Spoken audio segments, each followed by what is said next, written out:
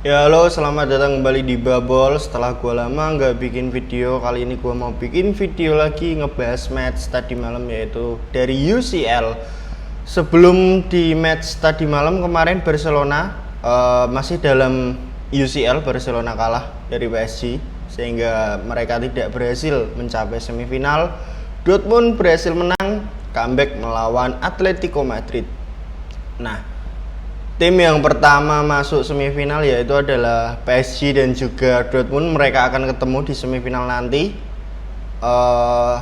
Di bagian yang sebelahnya baru selesai tadi malam, dan ini gue bikin video pagi karena semalam gue nonton terutama ketika City melawan Madrid yang sampai extra time, bahkan sampai adu penalti.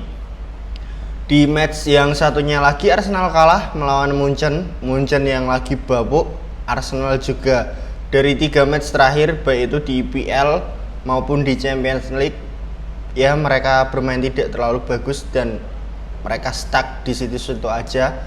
Ini adalah penyakit Arsenal seperti di musim lalu, dimana ketika mereka sudah mendekati akhir dari kompetisi, mereka cenderung stuck, mengalami kebuntuan yang tidak bisa dipecahkan oleh Arteta. Dan Arteta sistemnya sangat luar biasa, tapi dia tidak memiliki plan A, B, C, D seperti yang dimiliki oleh Pep. Bahwa sistem Arsenal yang dijalankan oleh Arteta itu sampai saat ini mungkin dari segi sistem itu salah satu yang terbaik di IPL maupun di Champions League. Tapi karena kualitas pemain mereka yang mediocre, ketika dibutuhkan pemain yang bisa memberikan nilai ekstra untuk memecah kebuntuan, mereka sering kali gagal. Dan semalam melawan Munchen mereka kembali gagal. Match itu berbarengan dengan Manchester City melawan Madrid, jadi gua nonton setengah-setengah. Sesekali gua pindah ke City, sesekali gua pindah ke Arsenal. Nah, ketika gua nonton Arsenal melawan Munchen, ya gua nggak terlalu begitu impress karena dua tim ini sangat berhati-hati, tidak seperti City melawan Madrid, di mana City mengambil inisiatif dan mereka bermain lebih tinggi, high defense, karena mereka mengejar gol, terutama setelah Rodrigo mencetak gol. Jadi sangat berbeda dengan match Arsenal melawan Munchen karena dua-dua lebih berhati-hati dan Arsenal cenderung lebih menunggu di babak sendiri, jadi nggak begitu seru. Jadi gue cuma sesekali aja menonton match itu karena ya gue udah ngerasa itu akan menjadi boring match, dan terbukti cuma 1-0 Munchen menang. Padahal Munchen lagi babuk, tapi Arsenal ya seharusnya tahun ini momentum buat Arsenal untuk di IPL maupun di UCL, karena banyak tim tahun ini sedang dalam masa recovery, regenerasi, dan juga nge-build tim dengan komposisi pemain yang baru seperti Madrid dan juga City, terutama Munchen juga. Dan Arsenal tidak bisa memanfaatkan hal itu, baik itu di Liga maupun di UCL. Di Liga mereka di match terakhir kalah melawan Aston Villa, dan posisi mereka sekarang di rank 2, selisih 2 poin dengan Man City. Dan mereka di UCL sudah gagal, artinya adalah Arsenal akan fokus pada IPL. Namun di sisi lain Manchester City, karena tadi malam dia kalah, akhirnya juga out dari UCL.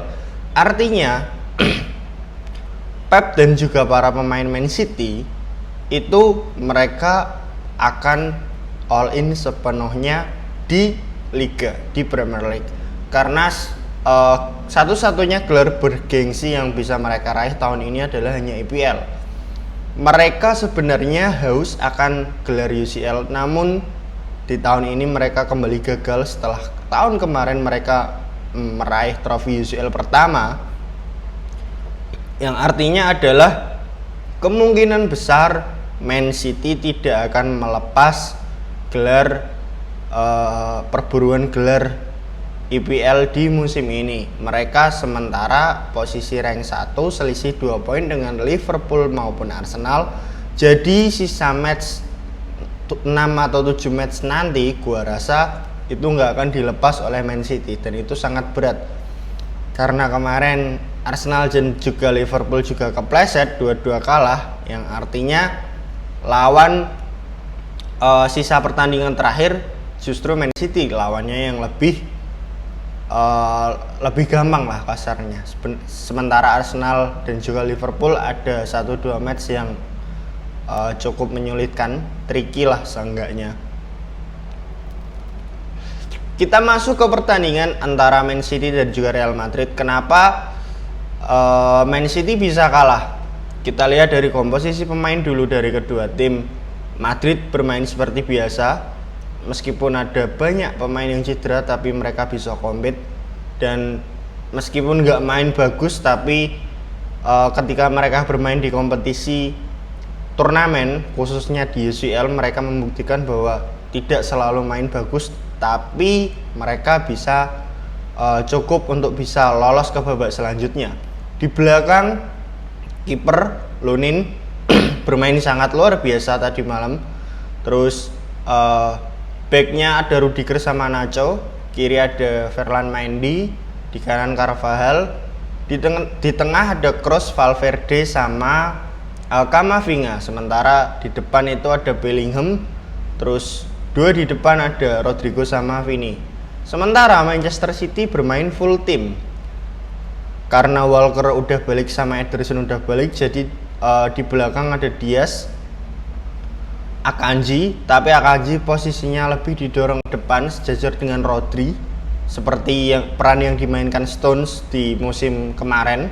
Sepanjang musim kali ini Akanji lebih sering diberi kesempatan untuk bermain di posisi tersebut. Di kiri Gvardiol yang pelan-pelan sudah mulai step up memahami sistemnya Pep, karena dari sejak awal dia datang sampai hari ini dia ya lumayan sustainable lah untuk bisa komit bermain dengan sistemnya Pep, karena di awal-awal dia sangat keteteran, nggak bisa ngikutin. Dan di kanan Walker, DM Rodri, depannya ada KDB sama Foden, kiri Bernardo, kanan Bernardo, kiri Grealish, depannya Haaland. Sepanjang match 120 menit beserta tambahan waktu, Manchester City overall itu menguasai. Madrid gak pegang bola sama sekali. Dari possession football, dari segala segi create chances, City lebih banyak meng-create peluang daripada Madrid. Peluang yang didapatkan Madrid sepanjang 120 menit itu hanya ada dua, yaitu satu ketika Rodrigo mencetak gol, dan kedua ketika extra time tendangan dari Rudiger yang melambung ke atas sangat tipis. Selain itu Madrid gak dapat peluang sama sekali karena permainan benar-benar dikontrol oleh Man City. Bahkan ada momen di mana pemain Madrid benar-benar numpuk di kotak penalti. Mereka benar-benar nunggu, dan pemain Man City berusaha untuk ngebongkar pertahanan Real Madrid. Mereka mendapatkan banyak sekali peluang. Setelah gol dari Rodrigo terutama, City lebih mengambil inisiatif, lebih mengambil resiko dengan memainkan high defense. Pemain mereka maju setengah lapangan bahkan seperempat pertahanan dari Real Madrid. Tapi ya yang jadi masalah adalah mereka mengalami kebuntuan. Bukan berarti mereka tidak meng-create peluang, mereka meng-create peluang tapi finishingnya itu pemain City tadi malam tidak ada yang bisa kill the game. De Bruyne semalam mencetak gol tadi malam, itu adalah hasil dari pergerakan dari Jeremy Doku setelah Grealish ditarik. Gua awalnya ada mempertanyakan keputusan Pep menarik Jack Grealish karena sepanjang match dia bermain cukup bagus, namun memang dia tidak memberikan nilai ekstra yang lebih, dan dia menarik Grealish memasukkan Doku yang awalnya agak tricky gua pikir, tapi ternyata Doku memberikan ekstra nilai lebih dalam permainan Man City, terutama dalam segi serangan di si sektor sayap kiri. Dia beberapa kali nusuk, dan gol dari De Bruyne itu kan hasil dari penetrasi Doku. Dia berapa kali nusuk, namun juga dia ada momentum di mana dia mendapatkan space yang seharusnya bisa melakukan kombinasi, namun dia gagal karena dia mikirnya itu terlalu lama. Ini pemain sangat kelihatan kalau dia itu punya skill, tapi ya itu mikirnya itu terlalu lama. Untuk gaya permainan Pep mengandalkan ruang yang sangat sempit dari setiap lini, itu dibutuhkan pemain yang bisa berpikir dan mengambil keputusan dengan sangat cepat. Dan Doku beberapa kali sering kehilangan momentum di fase-fase seperti itu, meskipun tadi malam dia bermain luar biasa. Nah, setelah gol dari De Bruyne itu kembali lagi, yaitu dari penetrasi Doku, dia itu mendapatkan peluang yang seharusnya, kalau itu gol itu kan sangat tipis ya, tendangan second ball dari bola cutback dari Akanji hasil kombinasi dengan Doku. Second ball Haaland dia ngelewatin, akhirnya dapat second ball ke KDB dan dia shooting, dan shootingnya itu ke atas men. Itu padahal gawang sudah terbuka lebar loh. Itu tinggal hadap-hadapan sama kiper karena benar-benar dia itu nggak dijaga, tapi dia fail di situ, yang akhirnya adalah memaksa pertandingan sampai ke adu penalti. Kalau seandainya itu gol, ya harusnya Manchester City bisa menyelesaikannya di situ, karena itu sudah terjadi di menit 78 kalau nggak salah. Jadi kalau at least itu gol, seharusnya City lebih tidak merasa rugi, karena mereka sepanjang match itu menguasai permainan dan sangat tidak layak kalah. Ya meskipun mereka kalah dari adu penalti, tapi gue sangat menyayangkan karena City tidak melaju di fase selanjutnya. Karena kalau seandainya City ke semifinal, lawan mereka itu cenderung tim yang sangat tidak stabil. Ada PSG, Dortmund, sama Munchen. Nah, berhubung ini yang lolos Madrid, jadi peluang Madrid untuk meraih gelar UCL musim ini sangat terbuka lebar. Meskipun mereka tidak selalu bermain bagus, tactical, ini tim sebenarnya sangat biasa banget, tapi kualitas pemain mereka itu, ya setiap pemain Madrid membawa bola ketika melakukan counter attack itu sangat berbahaya. Namun yang gue gedek adalah setelah match ini gue buka timeline di Twitter maupun di IG, banyak akun-akun maupun fans-fans yang ya bocil-bocil begitulah, merasa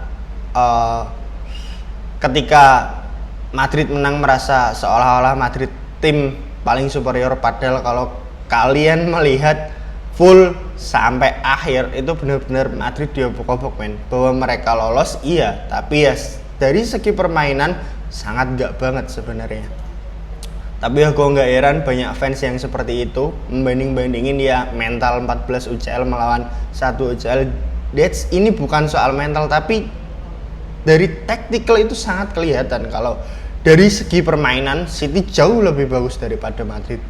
Tapi ya kalau lo mempunyai tim yang dengan kualitas pemain lo yang sangat luar biasa, lo nggak butuh bermain bagus dan lo tetap bisa meraih kemenangan. Apalagi ini adalah kompetisi yang sistemnya turnamen bukan liga. Kalau lo bermain di liga, lo bermain seperti Madrid seperti ini, lo nggak akan compete. Terbukti musim lalu ketika mereka masih ada Benzema, mereka tidak meraih apa-apa, cuma Copa del Rey aja. Bahkan di liga mereka gelar liga direbut oleh Barcelonanya Xavi yang sangat katrok itu, dan mereka di UCL musim lalu dibantai City 3-0 atau 4-0 kalau nggak salah.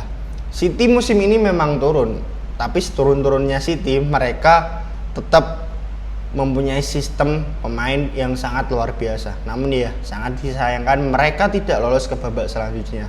Tapi ya ini football, ya lu nggak selalu main bagus tapi lu bisa menang, dan lu main bagus pun nggak selalu lu bisa menang. Jadi ya luck itu dalam sepak bola itu pasti ada. Oke, sementara itu dulu. Thanks for watching.